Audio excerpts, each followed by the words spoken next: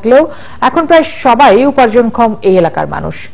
দেশব্যাপী তাদের তৈরি পোশাকের চাহিদা তৈরি হলেও বিদ্যুতের লোডশেডিং এর কাজে কিছুটা বাধা পড়ছে বলে জানিয়েছে শ্রমিকরা।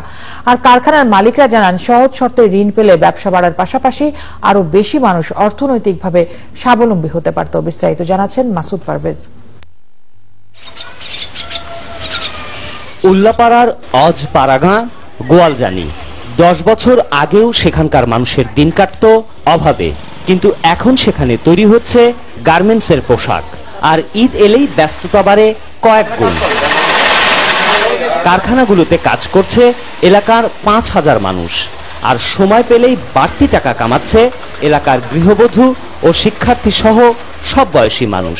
সংসারেরও কাজ করে তারপরে সেলাই মেশিনের কাজ করি। সামনে যেহেতু ঈদ, আমাদের নতুন জামা কাপড় কিনতে হবে, আনন্দ করতে হবে, সেজন্য এই কাজ করে আমি কিছু টাকা উপার্জন করছি। এসব কারখানায় তৈরি রং বেরঙের পোশাক সরবরাহ করা হচ্ছে বিভিন্ন এলাকায়।